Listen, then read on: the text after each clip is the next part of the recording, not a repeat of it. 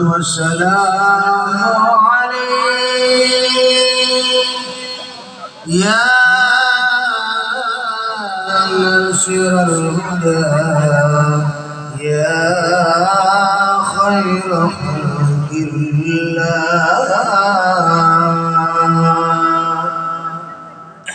الصلاة والسلام